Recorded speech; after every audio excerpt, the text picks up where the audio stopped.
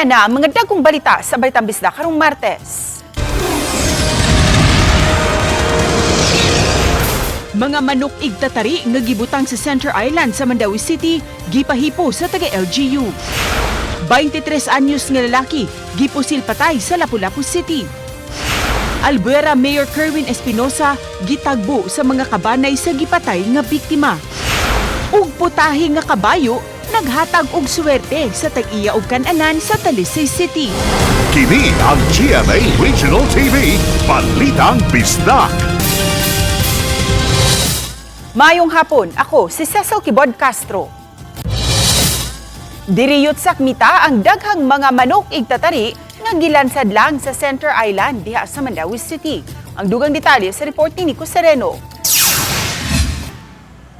Mga manok igtatari nga gilansad lang sa may Center Island. Kini ang gitarget sa mga personnel sa Mandawi City Enforcement Unit kun Maseo nga mihimog operasyon sa may barangay Subang Dako. Sa Dan E.O. Perez, ubay-ubay nga mga manok ang gipang tugway o gipang bilin lang ngadto. Gipangunayan sa mga personnel ang pagpanguha o paghipos sa mga manok. Dali-dali sa hinuon nga naabot ang uban nga mga caretakers niini para kuhaon ang mga binuhi. Sa mga tagias mga manok, digid pwede. Nga ang atong Center Island, tugwayan og mga manok. Okay. Ang gisubo sa mga. Nagsilbing warning lang hinuon ang gihimo sa taga Maseo ug wala dayon sakmita ang mga manok. Apan posible kunong himuon na nila kini sa sunod nila nga operasyon. Kung gamiton gihapon ang Center Island nga lansaran sa mga manok igtatari. Suhay sa mahal ba ang mga manok sa tao din sila sa. Okay. Karon na mo gibalik kay ilam gyud mo ibalik ug last na mo kuha nila amo ni ginagwaon. Human sa operasyon, gipadaplin ra hinuon sa pipila ka mga tag-iya o mga tigbantay ang ilang mga binuhing manok. Nico Sereno, Balitang Bisdak. Gipusil patay ang usa ka 23 anyos nga lalaki nga trainee sa pagpanahi sa Barangay Basak, Lapu-Lapu City. Ang detalye sa report ni Luan Mirundina. Nagbuyod ng samaran kining usa ka batan-ong lalaki luyo ni ining usa ka tricycle nga gipark daplin sa karsada sa Sitio Cabaloy, Barangay Pahak. Nakugang na lang si Charito Alegres. Tag-iya sa tricycle, human siya gipahibaw sa iyang mga kaubang trabahante sa barangay nga may lalaking gipusil ug nagbuyod luyo sa ilang tricycle. Giparking lang diya sa kumbana kay duha man na among tricycle. Niya lang nang ibanos-banos og drive. Nya wa man may hibaw gahapon nga nabada gipusil niya diya siya sa ilam ni pasok. Nilihok pa kini o gida sa hospital apan gideklarar nga dead on arrival. Matod ni Charito, lumad sila nga mulupyo sa dapit. Apan wa siya makaila sa maong biktima, busa nagduda silang dayo lang kini. Gisubay sa Balitang Bisdak News Team ang dapit na hitabuan, apan way ni usa sa mga residente ang miluwat og pamahayag at ubangan sa kamera. Apan sa off-cam interview, may pipila kanila ang nibutyag nga nakadungog sila og buto-buto kagahapon sa hapon apan wa sila makakita sa panghitabo. Mato ni Police Captain Edsel Pitesio, Information Officer sa Lapu-Lapu City Police Office, nga taga Surigao ang biktima ug nagpangidaron kini og 23 anyos. Bag-uhay pa lang kining naabot sa Lapu-Lapu City ug kasamtangang nipuyo sa gipuy-an siyang igagaw sa Barangay Basak. Diin usab siya nagpaubos sa training sa pagpanahi. Posibleng kalabutan sa gugma o baka illegal nga drogas. Ang duha sa mga motibo nga gisubay karon sa Lapu-Lapu City Police nga hinungdan sa pagpamusil. Gibasihan sa mga investigador ang mga mensahe sa cellphone sa biktima diin nasubay nga may gika-chat pa kini pipila ka oras sa wala pa ang hitabo. Kundiin nag-update pa ang biktima sa iyang nahimutangan. Wala may mga threat noon dito ma'am, pero base sa ilang conversation na nagsige siya ka-update kung asa na siya napita, pulbaan daw kuno siya, batin kuno og kuan kanang kit up, yung anak man ba? Base sa ilang conversation. Padayon pa usab nga gisubay sa kapulisan ang mga panimay ug establishmento sa dapit nga may mga CCTV ug posibleng nakakuha og video sa panghitabo. Ang biktima nahiagom og napo ka mga samad pinusilan sa nagkadiyang bahin sa iyang lawas. 7 usab ka mga kabhang sa bala ug 3 ka mga deformed slug ang napalgan sa crime scene. Sa pagkakutlo ning balita, wala pay pamahayag ang mga kabanay sa biktima. Uban ni Marlon Melgazo, Luan Mirondina, Balitang Bisdak. Midangop sa buhatan ni Albuera Mayor Kerwin Espinosa ni adtong kagahapon sa hapon ang mga kabanay nga giingong complainant sa usa ka murder case sa Baybay City sa Leyte nga giingong naglambigit sa mayor. Atubangan sa mayor ilang gipatinaw nga wala sila masayod nganong nalakip ang pangalan sa mayor bisan kun wala nila ilambigit sa krimen ang maong mayor. Gikahibong usab kini ni Espinosa.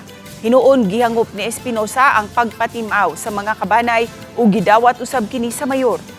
Giawhag hinuon ni Espinosa ang mga complainant nga mudangop sa ilang abogado aron matangtang ang iyang pangalan sa mga gikasuhan sa paaging legal. Hinumduman, may pagawas og warrant of arrest ang Cebu City RTC Branch 14 batok kang Espinosa tungod sa murder case sa Baybay City nga naglambigit kaniya.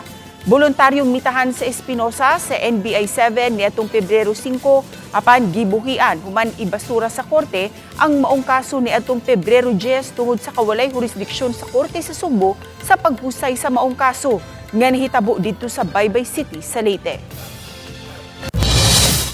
Nagpagawas og public statement ang inahan sa 23 anyos nga negosyante nga si Kingston Cheng. Kinsa namatay human nabanggaan sa sakyanan sa 21 anyos nga si Sean Andrew Pajarillo. Gikasubo ni Catherine Cheng ang kamatayon sa iyang anak nga gihulagway niyang buutan. Gitugyan na usab niini ngadto sa otoridad ang maong kaso. Nang hinaot usab siya nga ang nahitabo sa iyang anak magsilbi untang pahinumdum sa kadelikado sa pagmaneho nga hubog.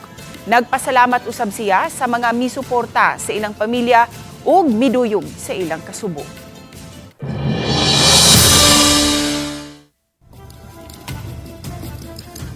Nagtinguha nga makaangkon og kaugalingong breathalyzer ang Talisay City Police. Gamiton ang maong breathalyzer sa mga motorista nga malambigit sa mga vehicular accident sa dakbayan kung nakainom ba og ilimnong makahubog. Atong siren sa live report ni Marie Dumabo. Fem? Ses matod sa hepe sa Talisay City Police, Police Lieutenant Colonel Humubono Sayon nga kinitungod sa mga sunod-sunod nga disgrasya nga natala sa kadalanan sa dakbayan sa Talisay nga naglambigit sa mga driver nga bisan kun hubog o nakainom og ilimnong makahubog ang mumaniho gihapon. Sama na lang sa natabong disgrasya pasado alas 7 gahapon sa buntag sa National Highway sa Lawaan 1 o Talisay City. Dinapriso gyud kining usa ka waiter human siya nakadisgrasya og nagbisikleta og nakaangol pa siyang angkas. Ang suspect mo si alias Ken, 20 anyos, nga taga Barangay Mohon Syudad sa Talisay. Ang angkas sa suspect mao si alias Beverly, hingkod ang panuigon nga taga Barangay Tabunok, Talisay City. Samtang ang driver sa bus mao si alias Andig, 35 anyos ug ang nagbisikleta mao si alias Isagani. Sa investigasyon sa kapulisan ug sa City Toda, nasuta nga nagmaneho sing motorsiklo ang suspetsado ug angkas ang babae. Ni-overtake ang suspect sa bus nga dipaseruan apan sa iyang pag-arangkada sa motorsiklo nakaigo kini sa nagbisikleta. Natumba og napangos ang nagbisikleta pero nalabay usab ang backrider sa suspect ug naigo ang tiil niini sa likod nga bahin sa bus. Gidala dayon sa tambalanan ang backrider. Wala raw sa binuon magrabihi ang nagmaneho sa bisikleta. Si Attorney Vince Santiago, pango sa operation sa Land Transportation Office o LTO-7 o kaubanan ang dali nga nakaadto sa Talisay City Command Center gahapon sa buntag. Human nga naara sila sa Talisay City niadtong higayuna. Gipaubos niya og examinasyon ang driver gamit ang breath analyzer. Hangtod nga nigawas kini nga positibo sa ilimnong makahubog. Niangkon usab hinuon ang suspect nga nakainom siya og ilimnong makahubog samtang nagmaneho. Kuman sila ng duty, nang kung siya na nakainom siya, pwede dapat siya sa iyang mga igana kung mag-inom. So nakainom siya sa video na, so niya painom na pa siya pa uli, yun na siya pasakay, na siya pa babae, at samtang nagdagan ang motor, painom na matulog pa bulok. Ni-overtake niya siya sa nagpula niya na series bus. Timing sad nga nahibawan sa LTO ang insidente kay nasa Operation Dol-Dol. They conducted a breath analyzer test.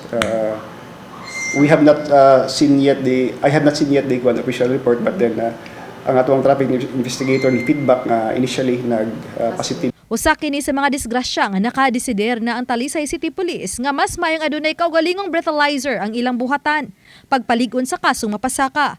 Hinungdan nga magpatabang sila sa Talisay City LGU. May direktiba sa tuwang higher headquarters nga mo-procure kita og kining breath analyzer. That is why we are planning to request sa tuwang local government unit nga mag-purchase kita og kining breath analyzer aron dili kita magsalig sa LTO nga mo conduct sa breath analysis tungod sa kadaghan pod nga insidente nga ila ang i-respond. Samtang suportado ni Tumulak ang hepe sa City Toda ang tinguha sa Talisay City Police. Apan samtang wala pa, makigsabot sila sa LTO-7 alang sa paggamit sa breathalyzer sa rehiyon kung adunay mga disgrasya nga mahitabo sa dakbayan sa Talisay. Yes, mo suportahan na, pero nakinahanglan gihapon taon na. Kung mo lang na kung sabiton ang NGO, nakinahanglan pa kung sa local ordinance adoption sa maong national law magigamit sa LTO. Eh kung sa LTO mo atong gamiton ng breath analyzer, sila mo yung issue, gamit nila mas epektibo sa karon.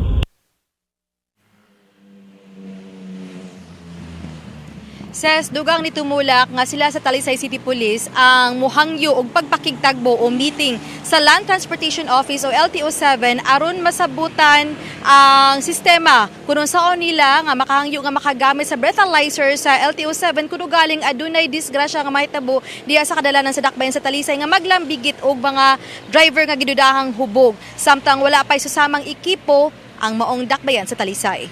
Ses, Dagang salamat, Femery Dumabo. Kini ang GMA Regional TV, Balitang Bisdak.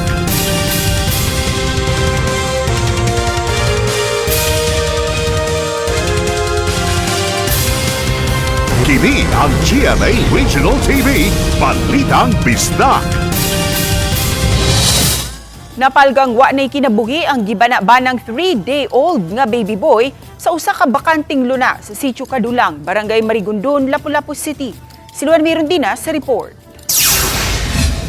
Giputos pa og daw terry cloth o gitaparan og buki kining usa ka masuso nga wa nay kinabuhi nga napalgan sa mga residente sa Sitio Kadulang, Barangay Marigondon nga gibutang lang sa usa ka bakanting luna kaganihang buntag. Matod ni Cora Iway, usa sa mga mulupyo sa dapit ug usa sa labing unang nakadiskubre sa patayng lawas sa masuso nga nabantayan nila kini pasado alas 8 kaganihang buntag. Actually, ma'am, nagid mi sa balay ato nga time, then ang among silingan ni ingon na pud namo ba nga na kunoy bata dito gilabay sa kanang kalibunan mo tong gi-confirm gid namo. Nagka gid namo og unsa jud ka tinuod niya. Mo to pagtanaw namo bata jud di ay. Sa paghiling sa mga sakop sa scene of the crime operatives, nasutang usa kini ka baby boy nga gibarabanang nagpangidaron og tulo ka adlaw.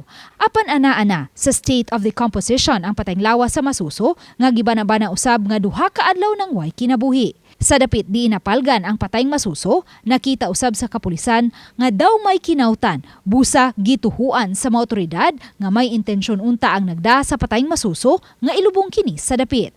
Assumption lang nako, ma'am, basin o tungkol sa pagdahi ilitaw man sa yuta kay kanadiyang batita sa may Marigondon.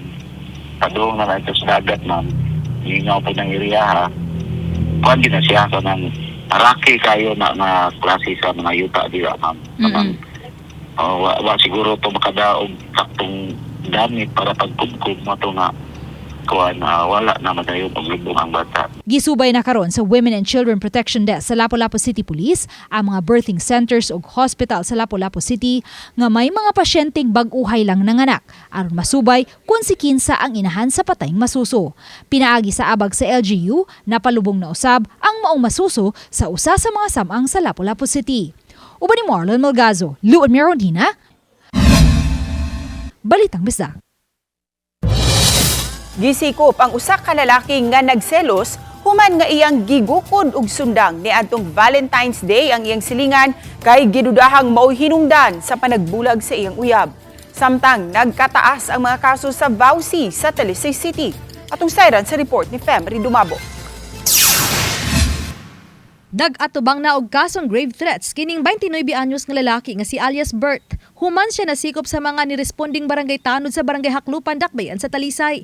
Human iya untang gitigbas ang iyang silingan nga si alias Jake, 29 anyos, niadtong Valentine's Day o February 14, pasado alas 7 sa gabi. Naglingkod matod pa sa gawa sa panimayang biktima sa diyang gitigbas unta kini sa akusado, dapit sa iyang liog. May na lang nga daling nakalihay ang biktima ug nakadagan. Sa pakisusi sa kapulisan, selos ang motibo niini. Human nga sa niaging tuig pa matod nagbahad ang suspetsado batok sa biktima.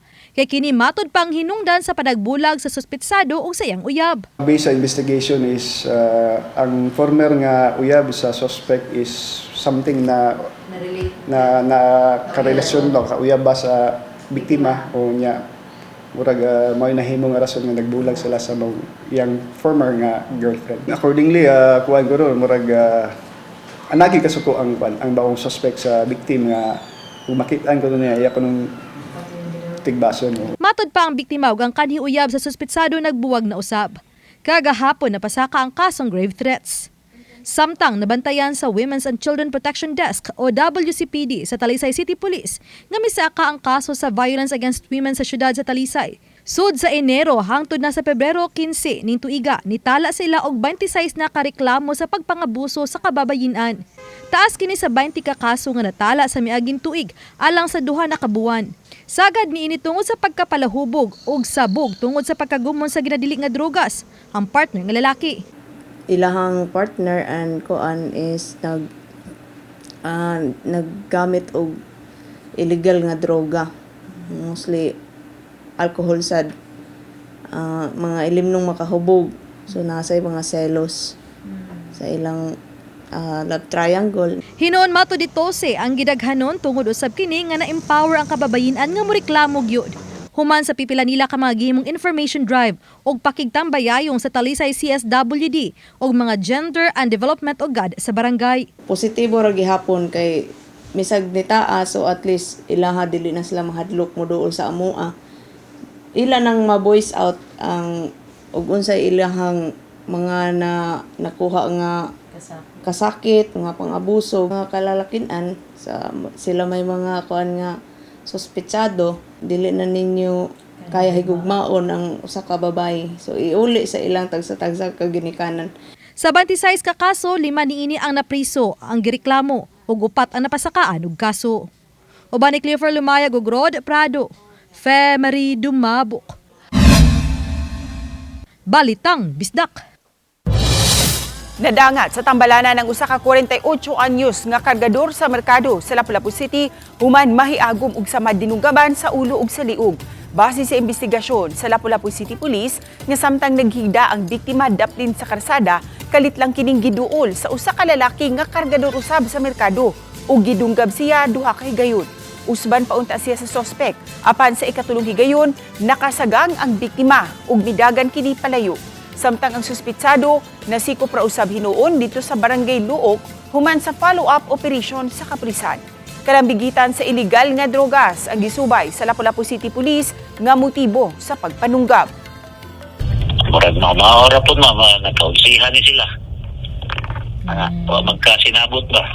Tumudan ng kinadili nga bisyo. Nasagop ang upat ka mga stray nga iro ug iring nga na-rescue sa Talisay City Vet. Kini atol sa gilusad nga programa nga Adopt a Pet ni atong weekend atol sa Valentine's Day sa Talisay Skate and Family Park. Gipanguluhan ang programa sa Talisay City Veterinary Office aron mapasagop sa mga fur parent ang 13 ka mga na-rescue nga mga itoy ug usa ka iring. Tuludayon ka mga itoy ug usa ka iring ang nasagop ni atong weekend. Nagpadayon ang maong programa sa mga mahiligon nga moatiman og mga pet animals sama sa mga iro ug iring. Mamahimo nga ang mga fur parents moduol sa Talisay City Vet Office sulod sa City Hall. Tudluan usab kanila aron mamahimong responsableng fur parents. Libre usab ang mga gikinahanglan sama sa bakuna, bitamina ug uban pang panginahanglanon nga may labot sa panglawas sa mga iro ug iring. Usa kini sa paagi pagpakita ug pag-agni sa publiko sa kaimportante usab sa maong mga kahayupan nga nagkinahanglan ug atiman ug dili angay pasipad-an. Kay labaw pa kini sa tawo nga mohigugma ug mobati sa mga nag-atiman kanila. Kini ang GMA Regional TV, Balitang Bisdak.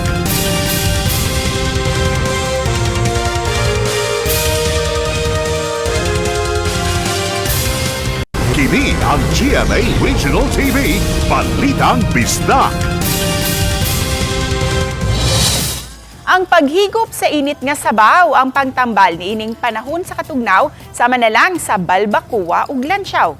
Atong tilawan sa report ni Alan Domingo. Sa sudlong bahin sa barangay Mabulo sa Dakbayan Sugbo, nagpahipi ang mga dagkong kaha o kaldero nga gilutuan sa mga lamian nga linat-an ug sinabuan nga sudan. Sama na lang sa potsero, tit sa baboy ug ubang sudan nga kinaham. Apan ana ay espesyal nga himalitan sa mga lalaking way ugam. Kinabalbak wa og lansyaw nga dili lang ang kalami kun dili kadtong kinaraan nga istorya sa mga siaw. Pampakuno kining sudana. Pampalig-on sa tuhod, pero kung masobrahan magsakit usab hinuon, kay taas naman og uric. Hinuon, kaon lang in moderation. Lami jud diri sir eh. Bisag ara rin, lami jud init, labi na bugnaw ang panahon. Matod sa tag-iya nga gawa sa kalami sa ilang luto, ang ubos nga presyo ang usas nakadani sa ilahang mga suki kay nagpabilin nga barato sa mga nag-budget sa tag 50 pesos per serving bugat na kaayo ug busog. Busa dili ikatinga nga dagsaon yun kini sa mga tao. Katong pa katilaw, ariyon niya mo sa Mabulo, tilawi ang among lansyaw, barato ra, 50 ra. Muligon jud niyo tuhod. Kauban si Cloper Lumayag, ako si Alan Domingo. Balitag Bisdak.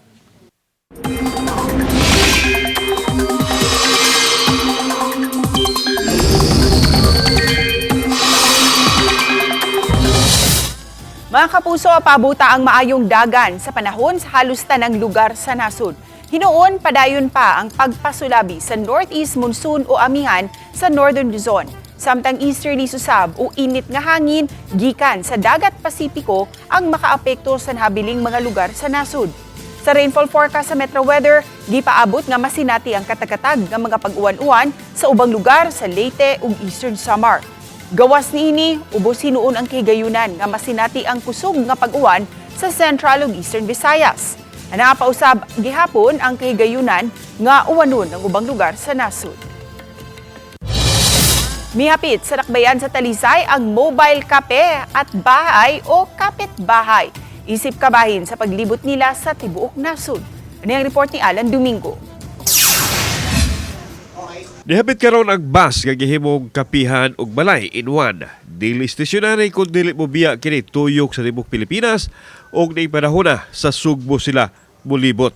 Sa sulod sa bus nahimutang ang mini coffee bar diin giproseso sa mga barista ang kape nga ilang iserve sa mga drop-in customer. Gipakita nila sa Balitang Bisdak ang proseso sa paggawa sa tatak Pinoy nga kape. Doon na usay mga tao nga namalit sa ilang baligya, diin din higikuha usab ang ilang galastuhan, apil na sa mga staff nga nag-uban-uban. So naata karon diri mga kapuso no sa sulod sa ilahang kapit bahay, kapi at bahay mga kapuso. So mo ni ang ilahang gigamit karon sa pagproseso sa kape nga ilang i-serve. So maitanong ko lang sir, anong proseso ito? Ito po yung coffee machine natin, sir. Ito po yung nagpo-produce ng espresso natin, sir. Kukuha po tayo, dito po sa grinder, siya po yung mag-grind ng coffee. Then, talagay po natin dito sa portafilter. Tapos siya po yung maglalabas ng water para magkaroon ng espresso. Gawas sa kapitbahay bus, nausay tatak Pinoy jeepney nga unang gihimong balay sa magtiayon nga nagpasiugdan ini. Wa sila dihang ibisita sa Balitang Bisdak apan matod sa ilang tao nga buot lang nilang malibot ang Pilipinas ug gidala nila ang balay sa ilang biyahe, ang balay nga jeepney. Napag-isipan nila mag-asawa na what if, kasi inspired sila sa mga foreign na mga camper vlogs and mga contents. So eventually sabi nila, what if, try naman natin na Philippine-inspired naman siya. Kauban si Godfrey Relian, ako si Alan Domingo. Balitang Bisdak. Gidagsa sa mga tao ang usa ka kan-anan sa Dakbayan sa Talisay tungod sa talagsaon nilang putahe nga gitawag o kabarita kun kabayo nga kaldereta. Haum matud pa kini niining pagsaulog sa Chinese New Year nga giilang Year of the Fire Horse. Atong sayran sa report ni Alan Domingo. Naamtala mo kini mga tao nga naniudto sa usa ka inato nga kan-anan sa barangay Lagtang, Talisay City tungod sa lamian nilang luto. Usa sa gitinguha nga matilawan sa mga tao ang espesyal nilang putahe nga matud pasuban makapamatid kas kalami ang kabareta o ang karneng kabayo nga gikaldereta. Matod sa mga suki nga lamian yun kining pagkauna ug misamot pa kalami kay barato ra, tag 50 pesos ang per serving. Parisan sa numero 16 ka mais nga kanon tulid na ang tinae. Kanang nindot kayo kanang pamati gumakaon ba? Lami. Alami ay. Sa man kilami sa i-compare nato sa uban. Mas lami ginoon. Kung si Fatchay sa ng kwela mga kapuso, tungod kay tuig sa mga kabayo, karon atong gisusi usab ang atong magkaigsuunan nga nang inabuhi pinaagis kabayo, nini, kining pagbaligya og putahe sa kabayo. Ato ang tilawan ang iyahang kabayo kalderita. Oo. Nagpila man ni man 50 sir. 50. Oo. So mura sa yung kabayo sa? Matod sa tag-iya sa kananan nga si Mending Cabrera, mudayo pa sila sa mga langyong dapit, mangita og ibaligya nga kabayo aron ilang mapalit ug idalit sa mga suki nga mangita nini. 30 ka tuig na siya na ninda og kabareta ug mao na sab kini tultulon sa iyang mga suki. Sir. Alin? Mara gyapon sir. Na sa dosewa. Sa pagsaunog sa Chinese New Year of the Horse, ang ubang suki sa kananan na masin lang, basin maswertehan. Apan alang kang nang Mending Cabrera, ang tinuon nga swerte nga gihatag kaniya sa kabayo mao ang panginabuhian niya nga nakapakaon siyang pamilya ug naghatag og edukasyon siyang mga anak diin ang usa ato ana sa Australia. Dili tungod lang sa kabayo kun dili tungod sa kakugi ang tinuon nga swerte. New Year ba ron sila? Oo, sa Chinese. Swerte ba ang kabayo? Swerte ka ron sir. So swerte yun ang kabayo. Mamaingon nila sir. Kauban si Clover Lumayag, ako si Alan Domingo. Balitang Bisdak. Kapin sa 300,000 pesos nga balor sa gituoang shabu ang nasakmit sa Lapu-Lapu City Police gikan sa usa ka 36 anyos nga lalaki atol sa usa ka buy-bus operation sa Sitio Puol, Barangay Bangkal. Gawas sa mga pinakete sa gituoang shabu, nasakmitan usab ang sospek ug usa ka kalibre 22 nga revolver nga may upat ka mga bala. Mulupyo ra usab sa dapit ang sospek kinsa usa ka on-call laborer. Gisubay pa karon sa mga intel operatives ang tinubdan sa illegal nga drogas nga nasakmit gikan sa maong suspitsado. Tulo na ni nadakpi, katulo na ni kahigayon nga nadakpan. Nadakpan ni siya atong 2020. Unya. Niya na desisyonan na makwital section 5 and 11 Japon niya. Pag 2023 ma'am, nadakpan na sa ni siya. So, nakagawas tungod sa plea bargaining ma'am. Kami ang GMA Regional TV Balitang Bisdak. Kinatibukang puwersa alang sa mas dakong misyon ug mas halapad nga pag-alagad sa nasod. Mayong hapon mga kapuso ug Happy Chinese New Year.